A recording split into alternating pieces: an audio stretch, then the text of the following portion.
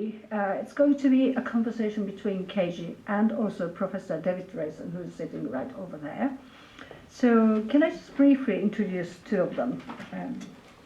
Keiji Ishida, who was born in 1975 in Chiba Prefecture in Japan, received a BA in Fine Art from Chelsea College of Art and Design and an MA in Painting from the Royal College of Art, London. That's where he met David. He's been featured in numerous exhibitions across the UK, such as Art Below Zero, Westbourne Studio, London, in 2008. Designing 21st Century Structures in Art and Architecture, Embankment Gallery, Somerset House, London, which is in 2009. The National Open Arts Competition, 2010, which is Chichester Festival Theatre, Chichester, in 2010. And Artworks Open 2013, Artworks Project Space in London, 2013. Now it's back. Ishida-san is the winner of the 2007 Brenda Landon High Portrait Prize. And Professor David Rayson. David was appointed professor and head of painting at the Royal College of Art in 2006. He's a practicing artist, tutor, and curator, and his work has been exhibited widely in the UK and internationally. His work is included in major collections, including the Tate's, Whitechapel Art Gallery, British Council, Deutsche Bank, Rubel Family Collections, Brooklyn Museum, Fogg Museum, Harvard, and the Contemporary Art Society. Now, I think most of you have already been around in the gallery, but the Keiji Ishida is now exhibiting artworks, which is very much related to the storytelling, storybooks. He will be joined today in conversation with Professor David Rayson, and they will discuss his practice and current exhibition, particularly the relationship between painting and illustration, the significance of detaching image from the intended narrative roles, and how a world populated by storybook characters serves the artist's concerns now as an adult. Very influenced by maybe not just Japanese story books, but all sorts of sort of influenced by the children's books. But there will be lots of questions asked by David, and Ishida-san will be Keiji will be answering that.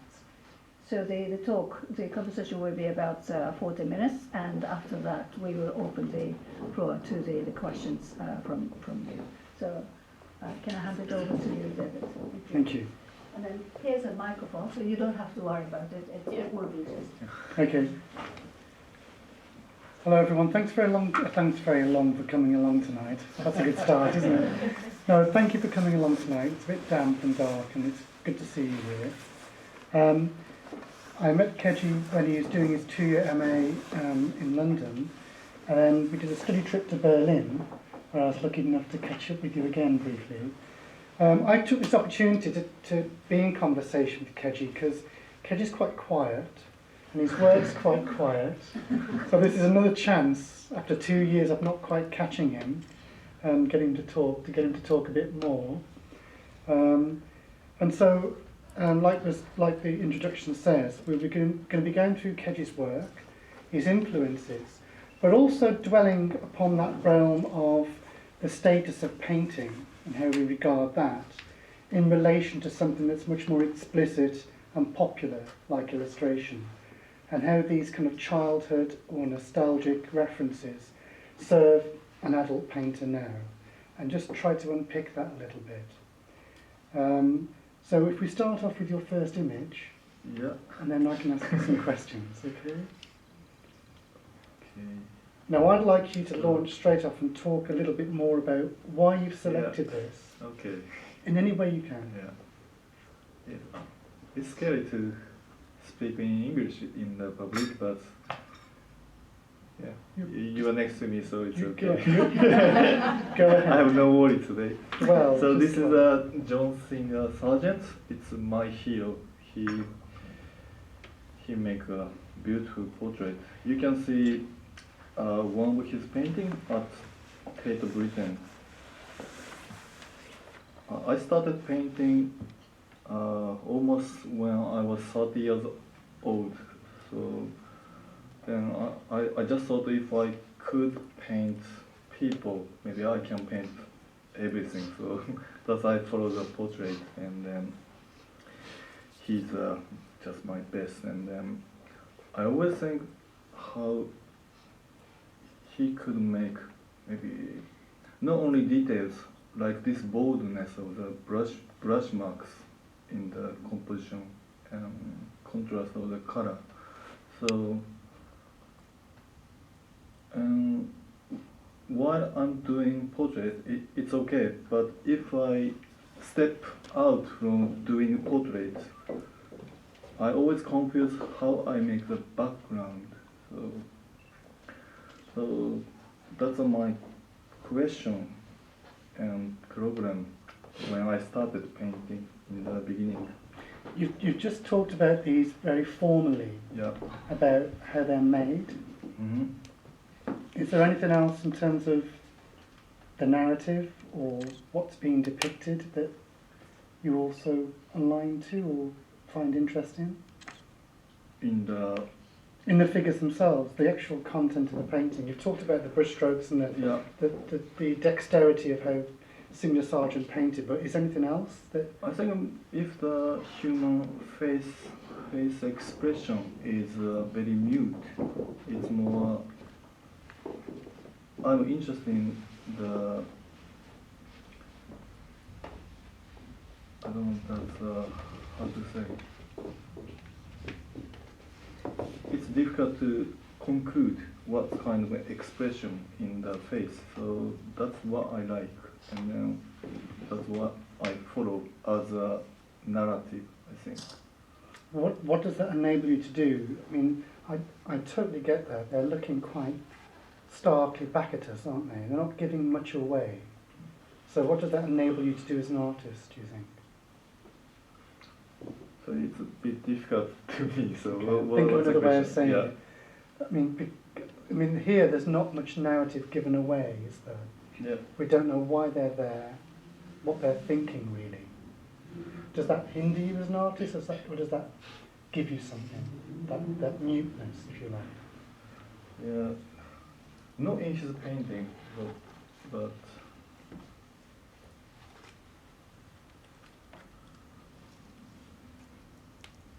it's like, I don't know, it's similar to the stories I wrote for this exhibition. So I like something not extreme. It's Okay. more neutral, like just daily life. I don't know if this makes answer or not. No, we're going to come back Yeah. to this anyway. We're going to come back to this. So Maybe, keep yeah. going. Oh, beautiful. When you went through the slides, I'm not surprised you chose. No, I'm not surprised you chose the cello. Go next slide. But how did you begin? Because this is a really incredible painting. Yeah. What's in here for you? So I just open up the space, maybe behind the figures. Mm-hmm. That portrait doesn't have, so more space. So I was closely looking at Renaissance painting or old masters. And what I like is this kind of, how to say it, the weapon, the bar in the composition. Then I found maybe same way in Velázquez painting and another Dutch painter using a flag or just bar. Okay, it's a very interesting way to make composition and then getting a chance from using the I don't know how to say, items or it's a very well mixed artist's intention and then what's the things depicted. And it just reminded me the Japanese ukiyo-e artist Hiroshige. Mm-hmm. So he also making a chance by using the wood stick or what's the thing? How do you explain? These, Yeah. like these staffs. Yeah. Yeah. So But here again, like the uccello, we see, you know, there's the foreground and there's the figure yeah. with the fish, but then we have this whole other level of detail, don't we, in the background. You mentioned it with uccello as an opening Yeah. up of space, so that's something that's excited Yeah. you. Yeah, it suggests where you stand as well. So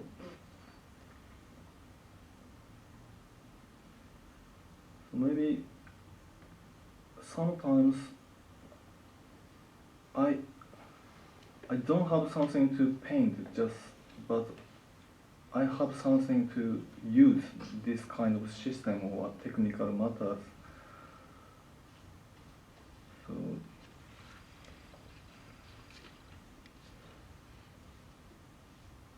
sorry, I have no.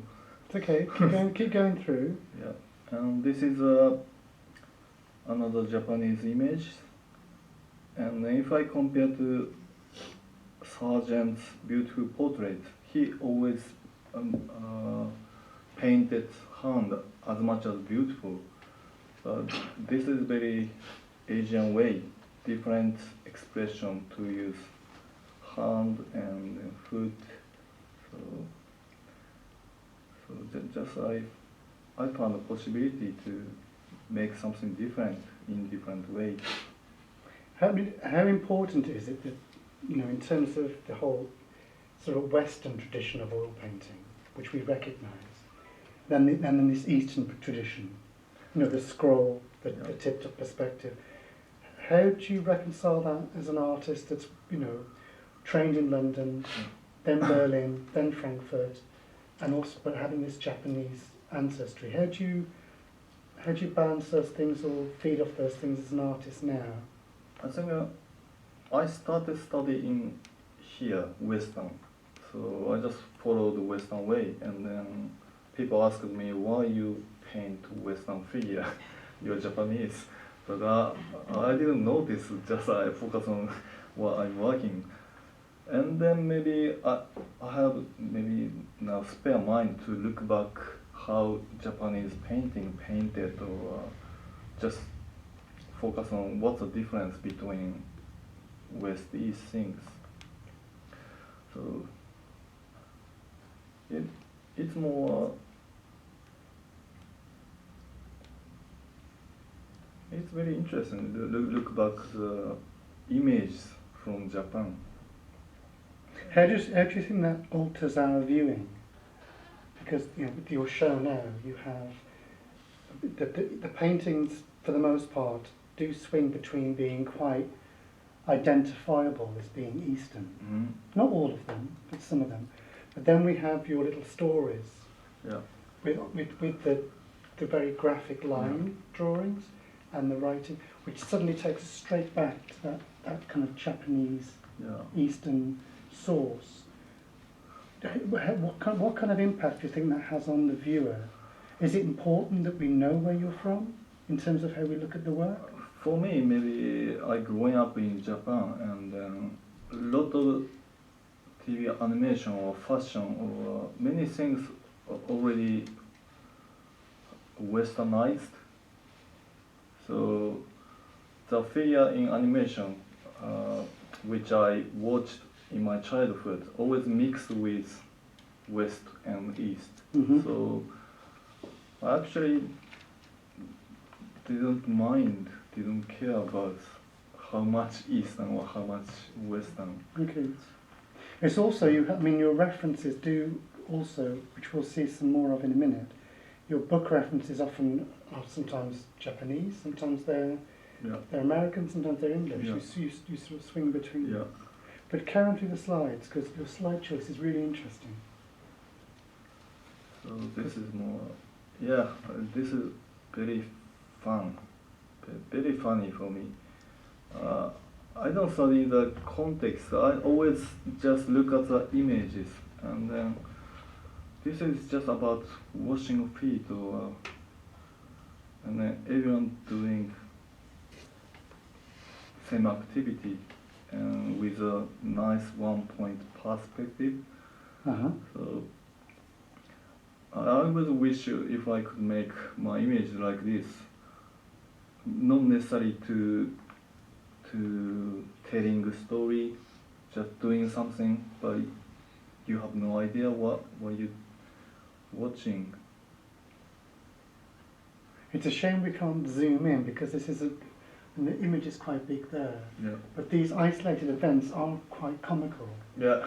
But they also remind me of some of your encyclopedic references that you get, like how to fly a kite, or Yeah. you know, there's something quite. Oh, thank you. There's something quite like how to do things, which I know that those kind of books you like, how to wash feet. Definitely, yeah. Yeah, I can see why you're attracted to this.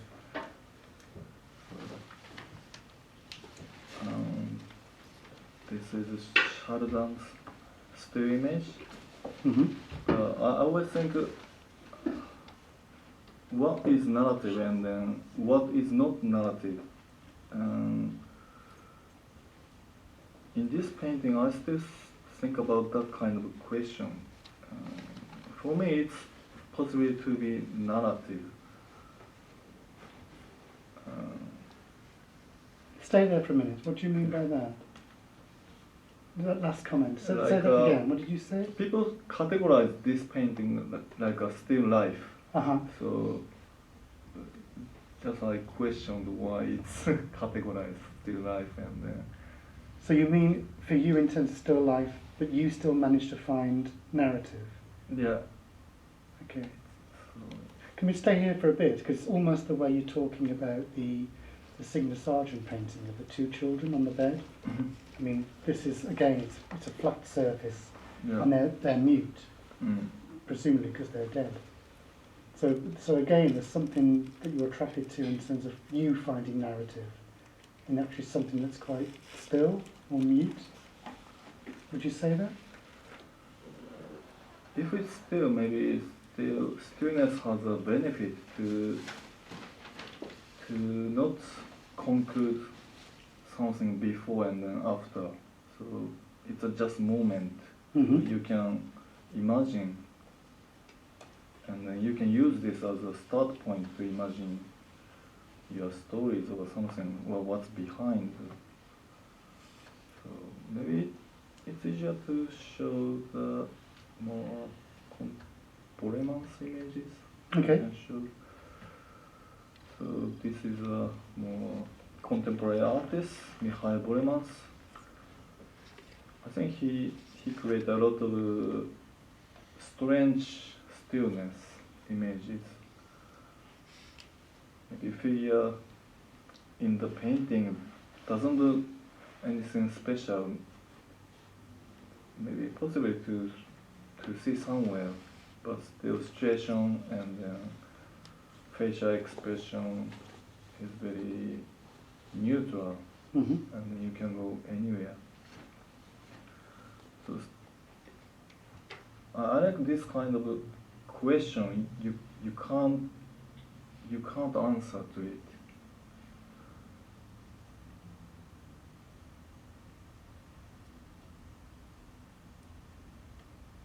So I don't. I think I like even the story or narrative or the moment. Maybe if you can't decide what kind of emotional state, or when I make my painting or artwork, I always try to make the situation.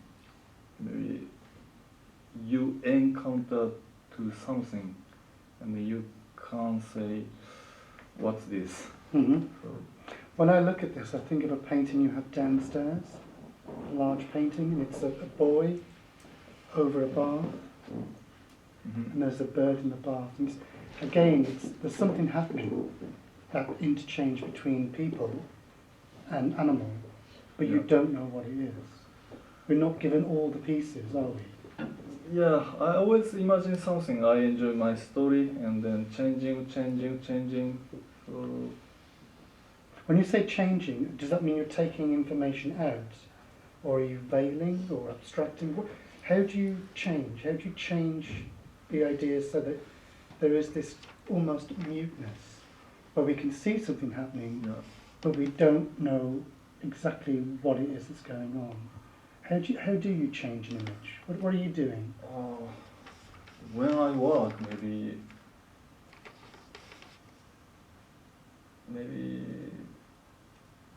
just start working, start drawing, and then react to just what I have draw. And I don't know, keep changing the figure, posing, activity until they becoming something funny to me. So if one of your works starts to give itself up too readily to be read, do you then withdraw? I mean, I'm trying to work out what you're doing. What's the readily? When you do one of your paintings, and if we got the story, Yeah. it's too open, it's too easy to read. Yeah. Do you then begin to pull back? Yeah, I often do that. If it's too obvious or too unclear, so I manage the balance between. Okay. I like the feeling. Maybe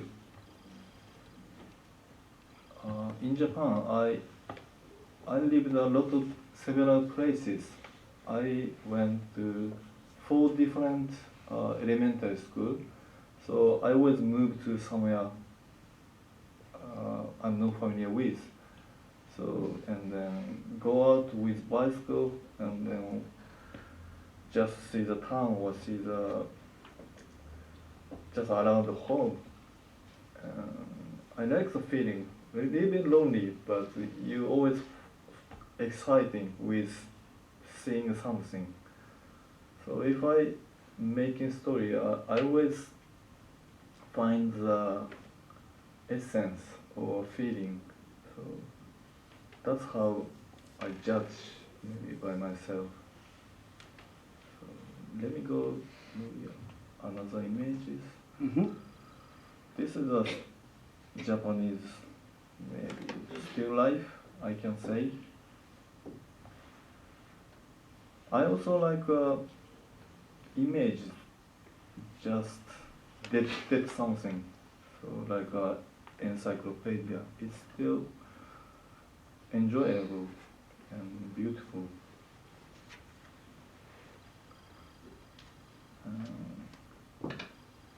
So now I think these are illustration books, which I always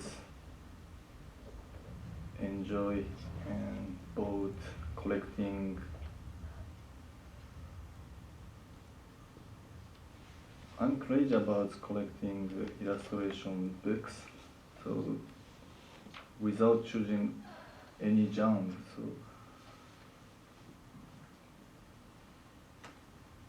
and Can you just stop to go back one? yeah. I mean, even with, especially this one, I mean, this, when I look at this image, I'm very much aware that it would appear within text. Lots of your paintings that we do have text in, but how important is it that, how much does text play a part in your work, even when it's not there?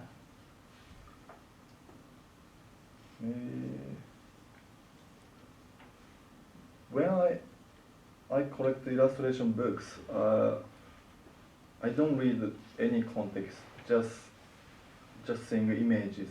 And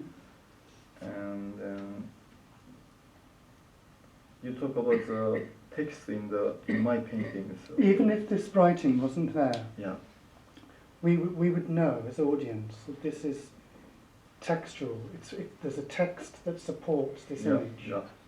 And I'm just wondering about your take on that, because sometimes your paintings do have text, and sometimes they don't.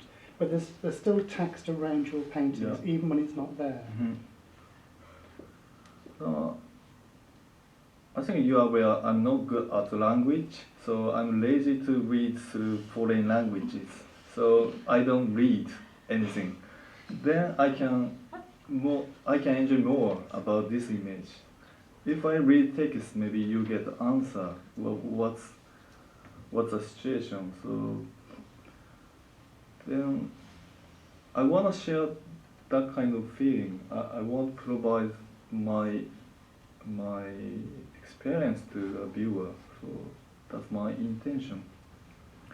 That's a really nice answer. I think lots of artists think that way, especially when they're at school and and if you're given a book to read with no pictures in, it was horrible. Yeah. So it's not just a language thing. I think that lots of artists get it. It's a lovely answer. Yeah, maybe children editing the picture, doodling on the images. So maybe writing Japanese text is the same way. Maybe you can't read what I wrote in the painting. So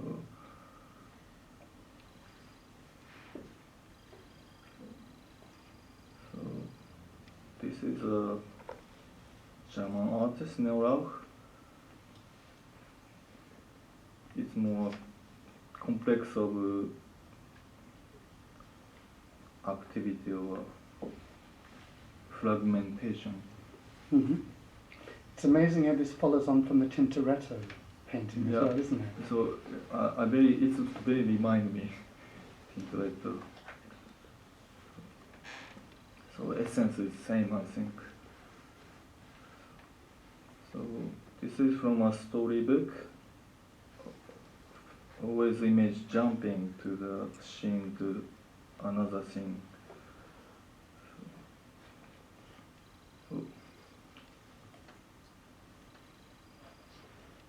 Maybe I want to introduce these things. It's a Japanese animation.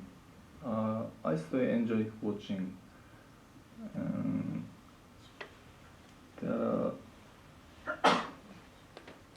But what are we looking at? What are these? Is this a menu or? It's somebody made a website and then he categorized maybe stories But could you by characters. But you click on?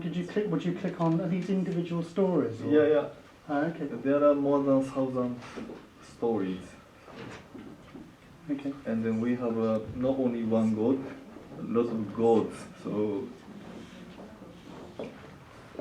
and like we have more monsters, ghosts, and animals in our fairy tale. I really like animals talk to people and then people talk to animals. In Japanese fairy tale, ghosts or animals often transform into something else, maybe human figure or something. So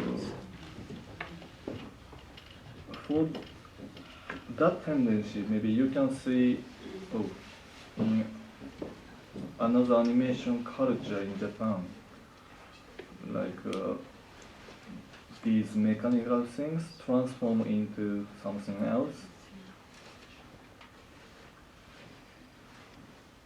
These are toys I had or I wanted to have. I still want to have it. Should check eBay.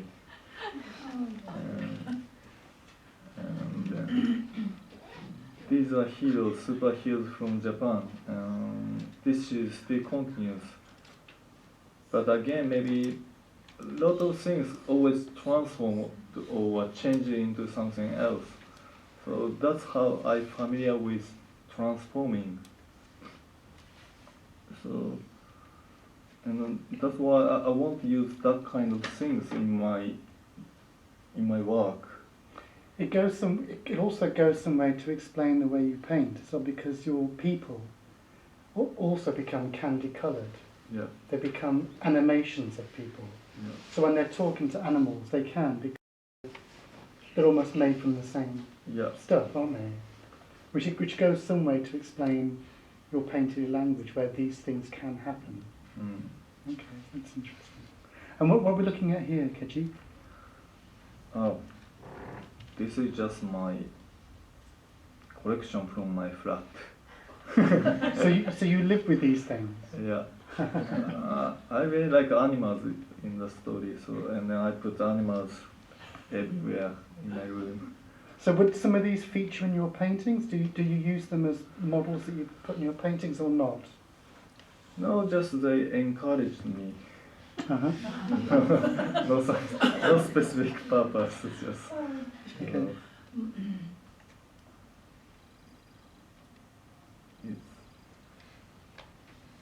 And then we jump to this. Talk about this a little bit. What's attracted you to this? Yeah, for religious painting, or maybe he made this from a Aesop's story. Mm-hmm. As I said, I don't read anything, and then this also very enjoyable images that I like, and then. Can you say why? Just expand a little bit. Yeah, a lot of characters in it, and half animal, half human. In somewhere family house, so it's unreal, but painted in master way. Mm-hmm. So that's very attractive.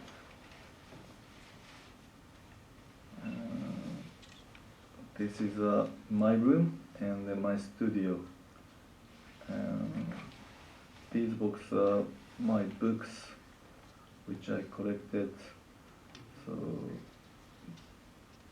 many books are how-to books, or zoological, botanical, or automotive.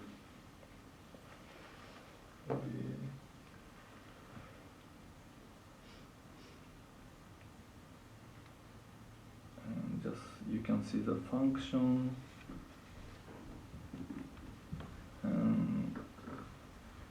Illustration has a very unique culture, I think. If I compare to the painting or portrait or any landscape, they always has a background, but illustration doesn't have background. They just directly put image on the white background or just on nothing. But people don't have questions on it. For me, it's very weird why it's this adult depicted like this. So I think that's a start point to make my new works.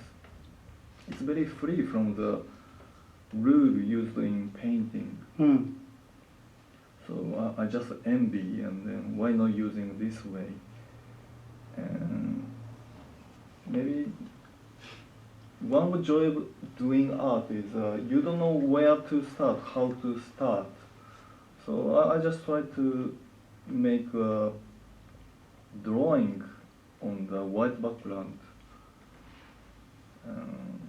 Of course, I don't know what's going on. Just made and just see. But this also links me to your which we've talked about for a while, about your love of objects that you collect. Yeah.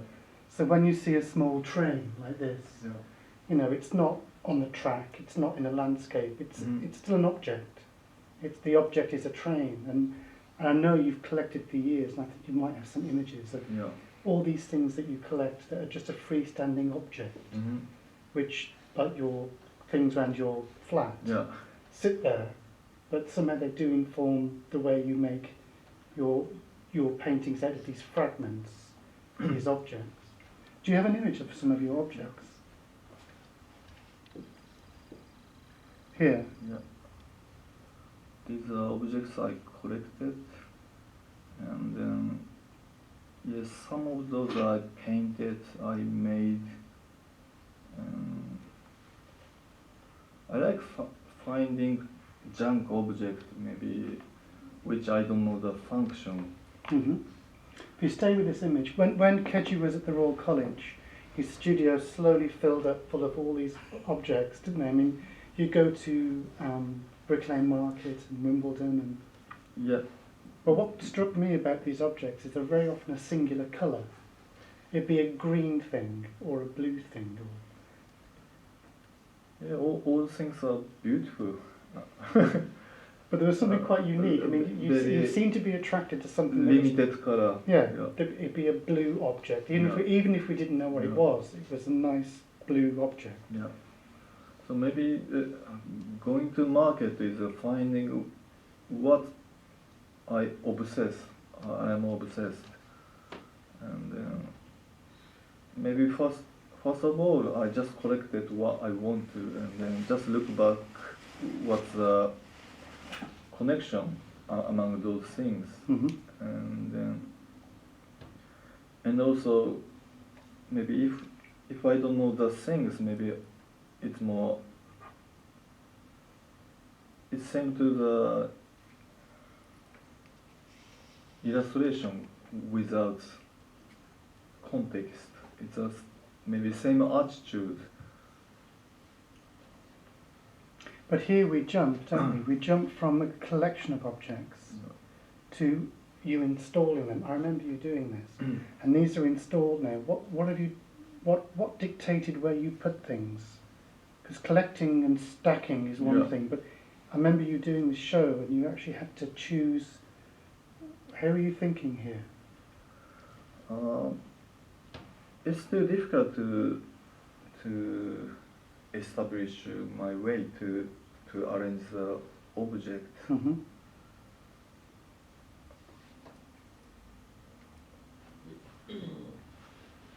But there's obviously a selection process that's gone on. Yeah. You've chosen how to hang things. I'm just wondering what kind of things you're thinking about. Is it the colour or pattern, or is it something formal? Is it the narrative that's guiding the arrangement? If I talk about color, it's very minimal with the object. So that element is too strong at the moment to me, maybe to understand what I want to do with object. So this is just beginning stage to make my sculpture or to use ready-made things. So I still keep thinking about it. But I definitely like the limited color, Mm-hmm. and also like this fabric. Maybe it doesn't hurt you, the feeling of the atmosphere of using a fabric. That's why maybe most of painting, I remain the part, the canvas as a canvas, not undercoated, just keep it as a fabric. So I try to mix with the image and the feeling of the fabric. It's a very, kind, how to say, very friendly or kind. Staying there for a moment, I mean, I did ask you earlier why you hadn't included any objects in this exhibition. So I can ask you again, why haven't you? Because you haven't. It's a different kind of show, isn't it? Why haven't you included the object? I thought it's too much for this exhibition. Just not to be greedy for myself, and then I want to make this exhibition more simple with images and then fabric. So I chose just making images and then maybe using knitting frame. So I think that's why. Okay.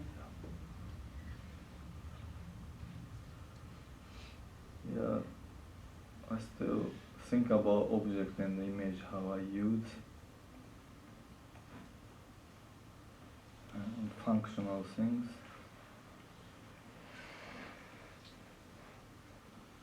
So this character just come back to this exhibition again.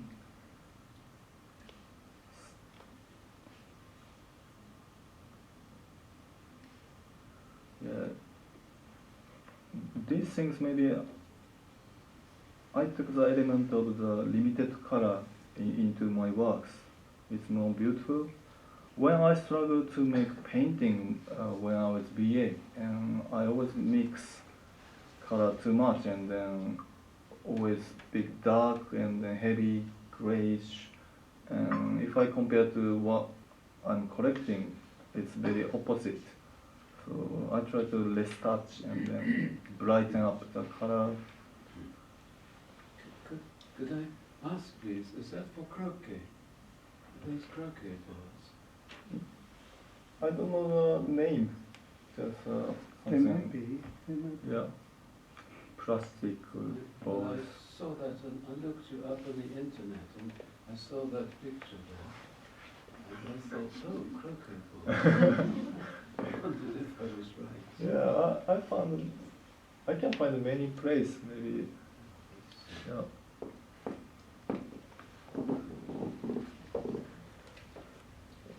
We've been doing all the time. Can Yeah. you explain why you chose this image? You started talking about it before you showed the last image. Why did you choose this? This one. This is a food menu restaurant in Japanese restaurant. Uh-huh. So I like no reading. I like seeing the word of the food or maybe species or something. So it's a very for me it's a word and the image. That's why I want to use text in my work. So it's just say korokke or fish dishes, ramen, soba, udon. So if you don't read Japanese, maybe it's nothing. So maybe So if we don't read Japanese, but is there still maybe there's something here still quite formal? yeah, To do you with can patterns. imagine. Yeah, So because I didn't know what this was when you showed me it earlier. yeah. And I'm sure the Japanese people can just read this, but I couldn't see what it was. But I think it's a very cultural things. If you see this and then you see word and then you see the numbers, you imagine price and then things. Mm-hmm. So even very banal things, maybe I think it's a culture in artwork. Uh-huh. They are not all Japanese, it's Chinese character and written in Chinese Yeah. numeral, Yeah, we have a lot of letters imported. Yeah. which is interesting. So this is your final slide. So here, what are you showing us here? I think you can see. I started the image left side. So I don't know. I can say this as the original or something. But this could be your starting point. Yeah. So Uh-huh. I was watch the images somewhere in books, and then some image stimulated. Then I start, and then you can see a lot of changes. I put the fishes here, but deleted, and then birds also changes. So I think just showing how I work. This is a very generous slide to show, because we get to see, what made a trigger for you. Yeah. But then we also get to see you thinking. There's a Yeah. nice jump. It's a really generous image to show. Yeah, just showing a recipe, so you can make it. And then this would then become a painting, and would it change again? Yeah, that's another struggle. Maybe benefit from drawing and then benefit from painting is totally different. But it's yeah, I draw with brushes, but a lot of, how to say, I did wipe a lot when I did painting, because to make this thin lines. Mm-hmm. So yeah, it's another thing. Painting has a more difficult to me, but more fun. Okay. I've been asking you loads of questions, so now we can open it up for questions for Keiji. Thank you, Keiji. Before we ask questions, can you give Keiji a round of applause?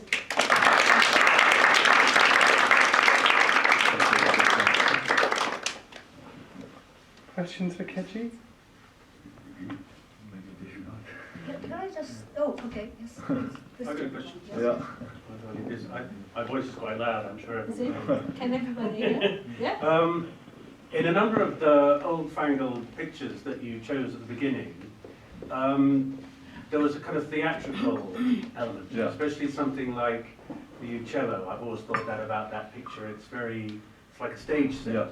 And the same with the portrait, the singer sergeant portrait, even the dead bunny and everything. And I was wondering whether that had ever been an influence on you, that idea of you know, because they have a very definite, in fact there's a disconnect in a lot of them between what's going on in the foreground and the background, almost as if it is like a stage set, like a painting behind the actual action, so to speak. Yeah. And I wondered whether that had ever been an influence. Yeah, I tried to make a theatrical painting when maybe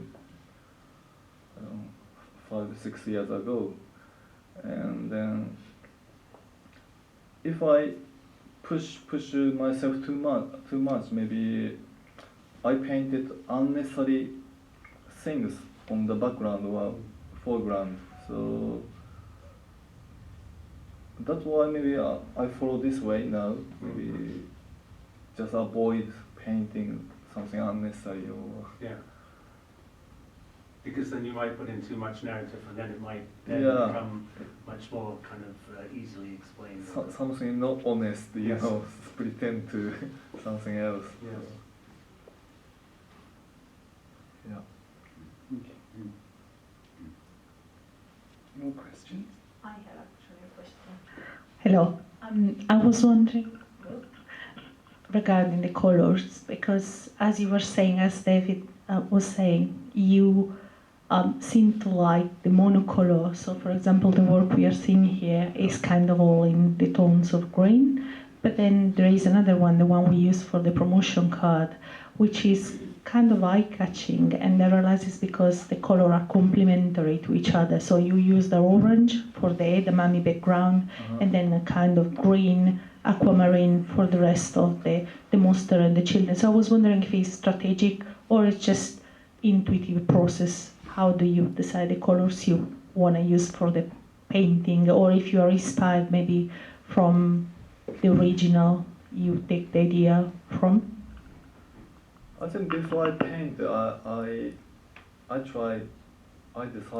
decided I wanna make green painting or I wanna make blue painting, and just try not always using one color, you know, different pink, green, and always children books printed that yellow, red, blue, green.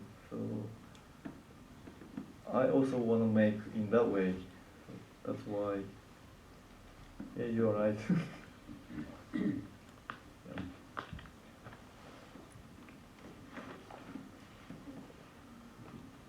Any more questions?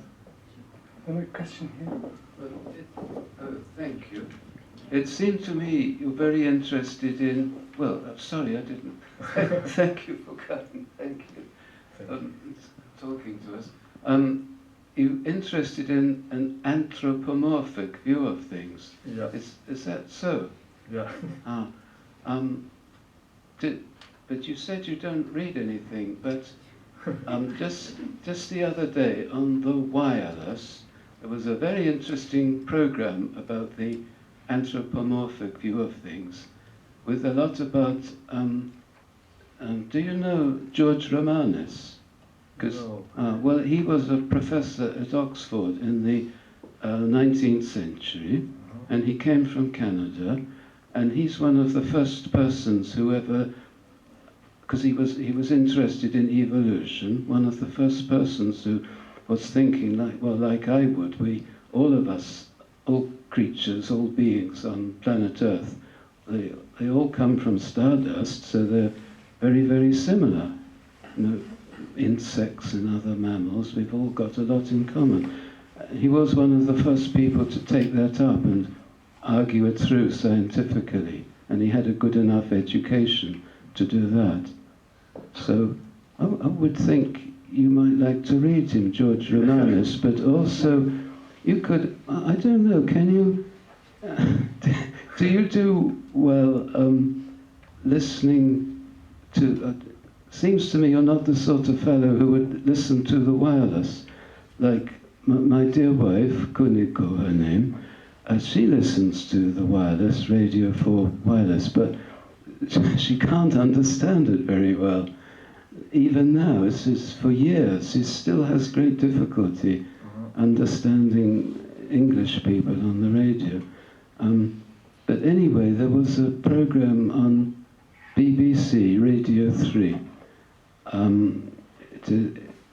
It is called Who's Afraid of Anthropomorphism? And a young professor man from Sussex called Will Aberley gave a fascinating talk about anthropomorphism. I would think you'd really like that. But also something, because I really liked your stories. It was an assiduous, that's the English word, an assiduous scrutiny. Do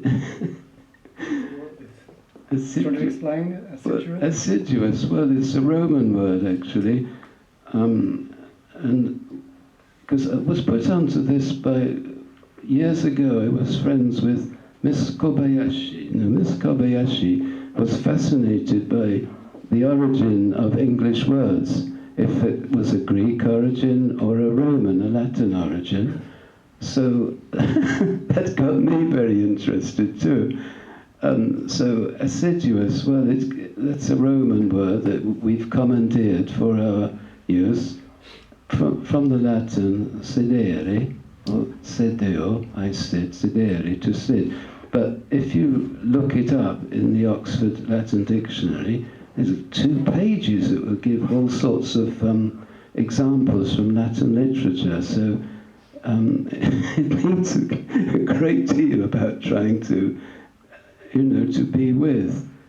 You can sit down with another person, like a teacher should do. Usually they don't, they just stand in front of the class and bellow away. But what they should do is sit together and learn what the child is interested in, and then they can help them develop that. That's great. That's enough. Thank you. Okay, well, could I just I was only asked to try to say what assiduous means. I wouldn't have otherwise. But you seem to be interested. This is from your story. Interested in spirits and maybe in kami. Is that so? You're interested in spirits and Yeah, I think so. and kami. Yeah. Sorry. Yeah. Thank you very much. Thank you for those references as well. We'll chase those up. There's a question there.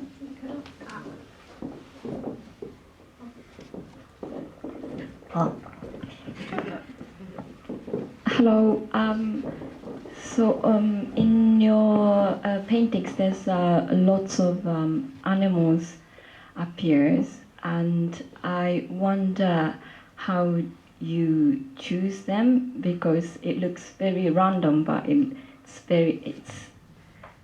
but in your world it's very naturally, and there's a harmony, but I wonder if they are coming from like Nihon Mukashi Banashi, Japanese old stories, or that kind of things. Sometimes is there dinosaurs in the painting downstairs? I wonder how you choose the particular animals in your paintings, please?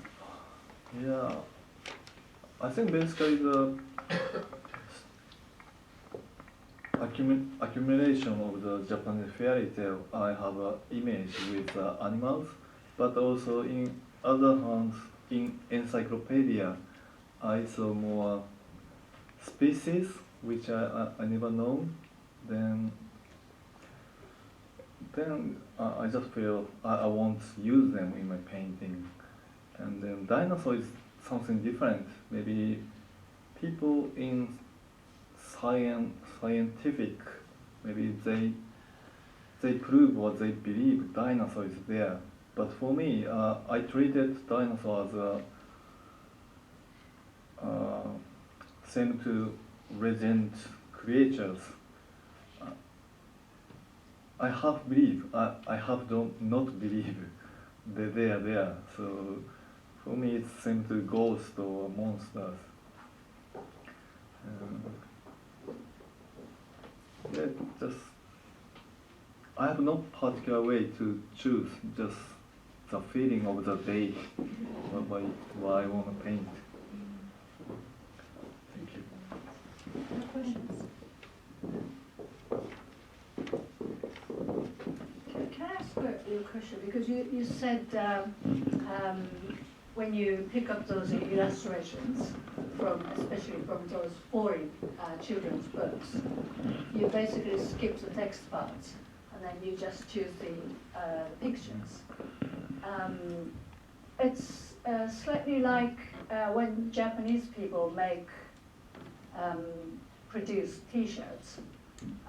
They use English alphabets as a part of, how can I say, it's not the meaning is important, but it's just the visual sort of image is important. And then they use those any words out of a foreign or American or British newspaper or magazine, and then put it here. Occasionally, it's really Like a shockingly sort of rude, because they don't pay any attention to the meaning of the word. Is it something slightly like that? Because when we look at your artwork, you do have text in your sort of right next to the picture. Occasionally, it doesn't make any sense. It's I know what you're talking about. Like for me, it's a super bland, super dry. Yes. Give me a same feeling, and but I like reading Japanese novel, and then each word is very important.